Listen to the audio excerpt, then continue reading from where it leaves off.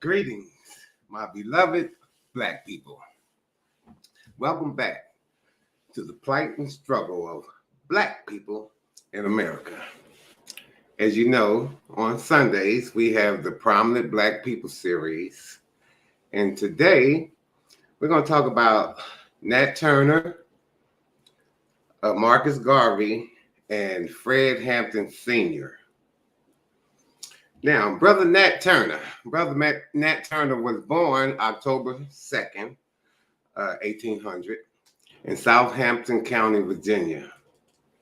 He died November 11th, 1831, in Cortland, Virginia, at the age of 31. It's said that Nat Turner was a slave preacher that led the bloodiest slave rebellion in American history. And 185 years following the slave rebellion, Turner's place in history has been revisited and re-described in various times in various ways. A couple of things that comes to my mind about Nat Turner is, first of all, he was murdered at the age of 31. And when I think of significant brothers, and when I say significant brothers, I'm talking about brothers that are somehow well known, because all of our people are significant to me. So that's what I mean when I say that. But Nat Turner, he's probably internationally known because of that revolt that he had. And I hesitated to say successful or not, but I'm certain that that depends on who you ask. Okay. So anyway, but something that comes to my mind about Nat Turner being murdered at the age of 31, it makes me think of three of our other prominent Black brothers in history that were murdered by these people. I'm talking about Medgar Evers, who was murdered in Mississippi, Malcolm X, who was murdered in New York, and Martin Luther King, who was murdered in Tennessee. All three of these brothers were murdered in their 30s, okay? So that makes me think about, okay, it's something about a certain era in a person's life and in time itself, what's happening, what's going on. And it's for some reason, the world, for sure, but even in this country, the United States of America, which is our country as well as anyone else's, it's like our own nation doesn't even want us to do well, even on our own merit. You know, so we see what we're up against, and we're gonna have to unite. We're gonna have to unite. There's no question about that. And back to Nat Turner, something that comes to my mind about Nat Turner also, because, you know, so many times people talk about Nat Turner and they talk about pretty much the end of his life when there's a rebellion and things happen and occur. And just for the record, what that movie showed that they made of Nat Turner, it didn't end like that in real life. Nat Turner, after the smoke had cleared, let's say, from the initial rebellion effort, people had scattered, other brothers that was involved in that. And that kind of hung around. And so anyway, long story short, it just so happened the way he got caught, a Caucasian fella just happened to be passing by near this cave that Nat Turner happened to keep himself in. And Caucasian fella had a gun, and Nat I guess he just said, well, it's that time. And he went in. And the fella that ended up interrogating Nat Turner, I happen to have his slave name, which his name is Gray. My name is Gray, which that's a slave name. Anyway, when he was interrogating Nat Turner, he asked him, because there were other rebellions going on that we haven't heard about, and there was something going on in one of the Carolinas. And the guy asked Nat Turner, well, you got any knowledge? Are you involved in that situation in the Carolinas? And Nat told him, well, what make you think there's not other brothers that feel like I feel? You know, so check out Nat Turner, look him up. One other note about Nat Turner, as far as his situation, and I guess you could say part of his family. I haven't read much about his mother, but I do know that his father had been enslaved there in Virginia as well, and he escaped to the north. And you know, it's so unfortunate the things that Black people have had to go through, continue to go through, where you know a man has to decide between escaping to be free instead of being enslaved, and having to leave his family, children, all that. And that's a terrible predicament to be put in. But anyway, like I say, Nat Turner's father, he, you know, escaped the freedom up north. But Nat Turner, apparently, he was like, okay, that is what that is. Because they say Nat Turner was a preacher. So when people read the Bible, there's a lot of room for interpretation there. And so different people read it and interpret different things different ways. And so Nat Turner, when he read the Bible, it came to his mind something of the concept of let my people go. So different than his father, he wouldn't just flee to freedom like he could, because there were times when Nat Turner would just go away for a month or so, come back when he got ready. And that's what that was. So he could escape up north to freedom if he had chose that. But that wasn't in him. Even when Nat Turner was a child, there were many times that the adults would go to Nat Turner and ask him for advice in their lives as adults, asking him, what do you think is best, Nat?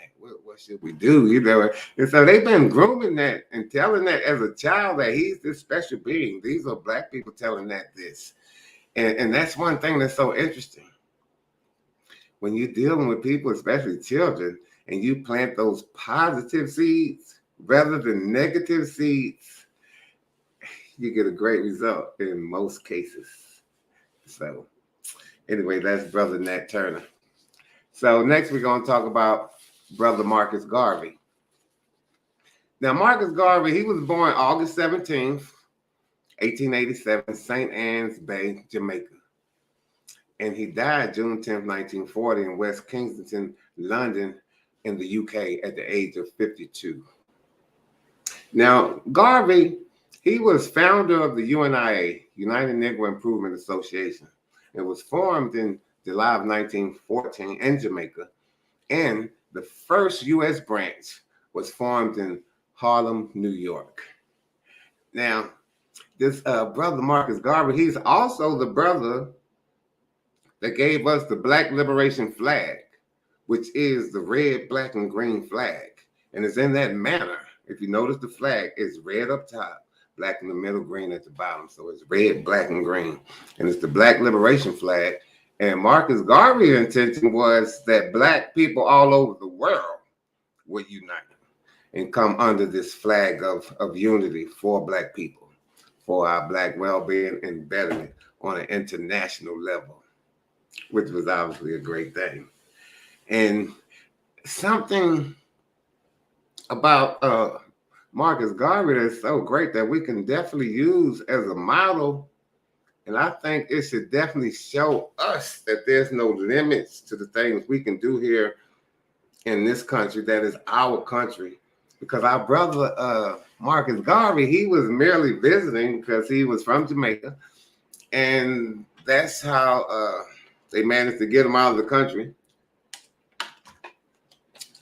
by deporting him.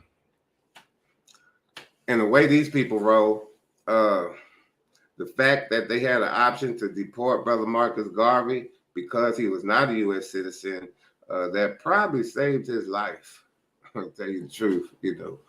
It's sad. But Black people are hating on so hugely. It's got to be some significant reasons for that. It's got to be. So like I say, what's so great about Marcus Garvey coming and doing such big things, and he wasn't even born and raised here. Marcus Garvey was in this country for 6 years, and he built a black nation within this nation of 6 million strong in 6 years. Less than 7 years, this brother that wasn't even from our hood or nothing over here, that just show you what black love could do. And he came here, built a institution of black love, black everything good. In less than 7 years, 6 years, this brother did this. So I know that means that today, because we're talking about like in the 1920s, and say none of the social stuff, the handheld computers that they call phones, that didn't exist. And the brother come from somewhere else and built the 6 million strong. I know the brothers here now today, with me included, we can do what the brother showed us we can do, and that's unlimited things. Once black people unite, and we are, then we won't just survive like we've been doing for centuries. We'll thrive like we had done in various areas in this nation before they decided they couldn't take it anymore and want to bomb us. Okay, they say, pull yourself up by your bootstraps. We've done that. But then when we do, you isolate and bomb us. The latest massacre being in Buffalo. Terrible, terrible. Black people, the thing that will stop these type of things happening to us when we unite as a people, black people united, that's what's necessary. Now, we'll move on to our brother Fred Hampton Sr. Now, Fred Hampton Sr., wow, I'm going to have to admit, which I love all our people, and pretty much all people are my favorite for real, but I like to say different things. But for real, though, something somewhere is really special to me in my mind, heart, and soul about Fred Hampton Sr. I'm sure his works has a lot to do with it, but I'm sure his youthfulness has something to do with it as well. Fred Hampton Sr. was born August 30th, 1948 in Summit, Illinois. Fred Hampton Sr., he died December 4th, 1969 in Chicago, Illinois at the age of 21. I was going to save this kind of to the end, and it still may come up again in the end, but it just amazes me. Okay, when you research various black brothers that have made contributions to our black struggle, like Fred Hampton and others, Martin Luther King, Malcolm X, only when I do Fred Hampton Sr., when it talks about the death, that's the only brother that it says assassinated. Even though all these brothers we mentioned that were murdered, they're assassinated, but why is it that when you Google these brothers, only when Fred Hampton Sr. comes up, it says assassinated for his cause of death? Wow, wow. Anyway, Brother Fred Hampton Sr., he was the founder of the chapter of the Black Panther Party from the original Black Panther Party that was founded in the 60s. Well, he founded his branch in 1968. And Fred Hampton Sr., he immediately, upon forming that branch in Chicago, Illinois, established a community service program. He established a free breakfast program for the school children. And the brother also had a free clinic that's no charge for anybody. Now, that's pretty amazing that the brother formed the chapter in Chicago, Illinois in 1968, and they murdered the brother a year later?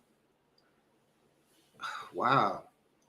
So what that tells me even though this brother was 21, he had some people frightened and shivering about his potential and his capabilities. Because what was happening actually too, as well as the Black Power movement, because Fred Hampton would say many times, all power to the people, saying all power to all the people. See, he wasn't talking about just black people. He was talking about the people that were under the reign and authority of our established government that were unfair to all the people. That's what Fred Hampton preached. As much as he loved black people, he believed all people should be able to have proper representation of themselves, that everybody could be able to rise up to their full capability and potential as a people. You see, so they don't talk about that very much.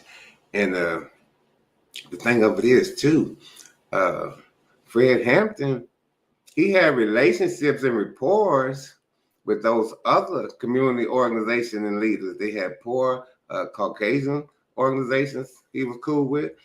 They had poor Latino organizations that he was cool with. And he was definitely cool with our people because he showed his love for black people. All the things he created and lived by. And it's just so ridiculous. And you can look this up like you should. Fred Hampton was murdered by the Chicago Police Department and the FBI. That's who murdered Fred Hampton. He was in the house, I believe, asleep at the time, him and his fiance in the bed together. She was pregnant. They came, shot the brother several times, killed him. I think killed another brother on the way in before they went. I think the brother was upstairs or something like that. And when, fortunately, his fiance and the baby wasn't hurt. And when the baby came, or maybe before the baby came, but at some point, she was awarded 1.4, 1.7 million, something like that, which I believe is an admission to guilt.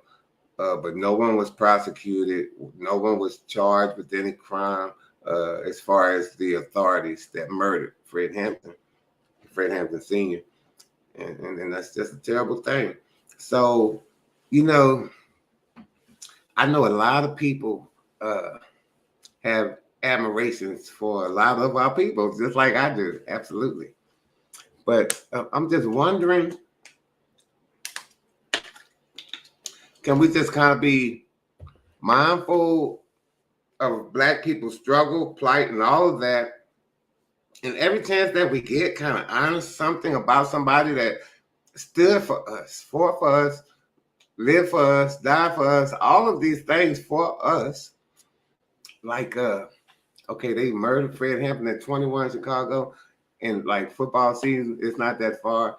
But I'm not just talking about that just because of football. Okay, like I'm talking about Dion Sanders. He wears the number 21. And I'm saying this brother, Fred Hampton, was murdered at the age of 21. And Dion Sanders, he's trying to do, well, I'm sorry, he's doing some big things. And I'm hoping every time Dion does something big with that 21, we can honor Fred Hampton. Since they murdered our young brother at 21, let's make something good out of anything that's anything. Just make something good out of it for our black people anytime we can. But I want to admit, though, I do want to say a little bit more about this brother, Dion Sanders. Now, I've seen when he had a family show. I've seen various things. But see, what happens is a lot of times, especially when you write books, you reach different people in different ways, and you have no way to know who you reach, how you reach them, how you touch them, any of that. Anyway, just to name a few people that wrote a book, a couple I read, a couple I didn't, like Michael Irvin and that brother named Emmitt Smith. And nothing against them, but I had no interest in their books. But anyway, I read Dion Sanders' book, Power, Money, and Sex. I read Michael Vick's book. I don't remember the title, but I read it. And I read Terrell Owens' book. And they were all interesting to me. But when I read Dion Sanders' book, wow, what was so great? See, because like I said, when you read people's books, especially when they have a pretty interesting background and story, you're going to get something out of it. But what that something is, you don't know until you read it. Now, Power, Money, and Sex, what I got out of that, it just happened to be at one point in the book that Dion Sanders was saying something about the fact that he wished that he had some footage of his father, I think something like that. But along that same line, he was saying, while you still have your people, your families, your loved ones, tell them that you love them. Okay, so I did that, but this is the case. It's an unfortunate situation again with Black people in this country, man. We've been through so much, still go through so much. Okay, I was born in 1960. So that means I grew up in the 60s and the 70s. So the further you go back, the more harsh our parents were on us as far as discipline was concerned. You see, and so many times the harshness on us at home was because when we did go out in the world, because we had to go out in the world, they didn't want us to disrespect the people in authority in a way that can get us in trouble, hurt, or even killed. So unfortunately, one of the side effects of that was many times in households that definitely your parents loved you, no doubt, but they never told you. Now, I don't know if that's just only in the ghetto or not, and I'm saying 60s and 70s, or if that was common. I think it was relatively common, but I don't know absolutely. But I know I hadn't seen any of my peers growing up hearing their parents tell them, I love you like you do now. You know, you hear it quite a bit now. But we knew that they loved us anyway, even though they didn't tell us. So when I read in Dion Sanders' book, and he said, tell your loved ones that you love them. So I decided, okay, I'm going to start this with my mom because she was living in North Carolina. We're both from Philadelphia. She was living in North Carolina, Lumberton, as a matter of fact, and I'm living in Dallas, Texas. So we talk on the phone a lot. So I started it. And it just caught automatically, and we did it every time after that. So where it said that in Dion Sanders' book, and I had the book, I was trying to get Dion to sign it in the chance that I had, and I had one chance at Garden Oaks Church. I think it was at Polk in 67, where he was the speaker and president of Black Men Who Care Incorporated and the vice president. That was the church at the time. I believe he still is. And Dion was a guest speaker, and I'm like, yeah, this is my opportunity to get him to sign this thing, right? But it turned out the same day, I had a best friend co-worker that his funeral was the same day, not very far, but the timing was so close that I didn't get the opportunity to get Dion to sign my book. Okay. I ran into Dion in downtown Atlanta in a clothing store when they had the Super Bowl in Atlanta about 5 years ago, I think, something like that. But you know, say it's interesting because see, for one thing, I've never been a groupie, and I'm still not. I'm not a groupie type person. So I've never really had any experience trying to approach strangers because that's what we really are. They don't know us, you know, we don't know them either. Some of us feel like we think we know them, but we don't know them. And they definitely don't know us. And I think sometimes I don't look necessarily like the friendliest guy. So I'm trying to approach gingerly. And I made sure I said something from a distance, not to startle the brother. And I said, Mr. Sanders, you know. Long story short, but I didn't have my book with me. And I let him know, you know, the purpose of me getting into space. And it was real interesting. But what I want to talk about bigger than that is with this Dion Sanders brother. This brother is doing now what we all should be attempting to do. I tried to do it myself. That's my mindset. All Black people need to do something that they believe that our ancestors would approve of. I'm certain that Dion Sanders realizes the work he's putting in. Because, see, this is big. See what this is, real talk too. This is turning back the opportunities that we once had and utilized, like we had Black Wall Street in Tulsa. This thing that Dion Sanders is doing with these HBCUs, bring our star people back to our institutions, is big. It's going to give us the opportunity for these type of things again. And we on our way as a people. So thank you, brother Dion Sanders. I appreciate it because I see what you're doing, man. I ain't kidding. And I know you're doing it for the love of your people. Wow. And I promise you, I love Black people that love Black people. I'm in love with all of us. And keep up the great work, brother. I see you. I feel you too. Oh, excuse me. One more thing. I almost forgot because I was ready to go.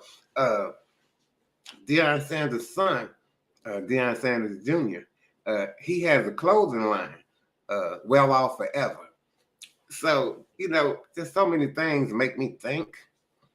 And, I've heard of something called intercessory prayer. I heard that that's when somebody else prays for you, like your mother, grandmother, father, or something like that. But through this situation with Dion, I'm wondering, is there something that could be called intercessory blessings? Because even though I do like the clothing line, and I have some, I'll wear it another time. I have it. But even if I didn't like it so well, I probably would support it out of appreciation for what Primetime's Dion Sanders' book did for my life with my mom and me. And it's interesting, like I said, number 21, because I think we end up having that ability for 21 years also, because my mom passed like May 8th, 2020. It wasn't from COVID though, and at the age of 86. And so, life is interesting, and it does what it does. Oh yeah, on the Well Off clothing line. The concept Well Off Forever is mentally, physically, and spiritually. And I think it's mentally, spiritually, and physically, but the same three elements. And I like that concept. But to tell the truth, I like that logo. The Well Off, the WO with the crown. And that's my favorite part. I love that logo. And see, that's something we have to do too, Black people. We have to support each other. All our people that we see trying to do business or are doing business, we need to support our people. Spend less or no dollars with people outside of our people as much as we can. And I hear different excuses. Now, let me tell you something I've heard before. I've seen and heard a Black person say that Black person didn't do a good job. I'll never use a Black person. Something like that. But it's interesting.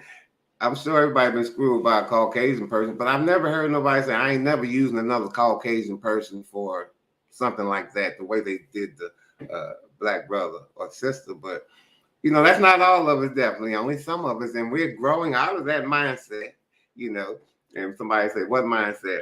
I'm talking about that mindset of, and it's so interesting because to have a certain type of mindset, you have to have a certain amount of ignorance. Okay, and I'm talking about this mindset of the Caucasian man's ice is colder than the Black man's ice. I mean, that's ignorant to the process of ice, which is water turned into ice, freezing at 32 degrees.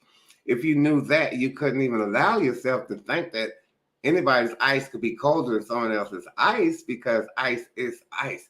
But see, we have grown far beyond that mindset. The vast majority of us, no doubt. And so, Black people, we're going to keep growing. We're going to keep loving each other. That's what we do. And it's just great to be Black. I love it.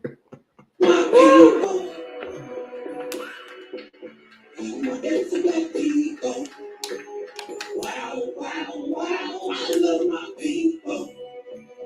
I love Black people. Say it to me now. I love my people. Beautiful Black people. I love my people. I love my people. Black people. Black people.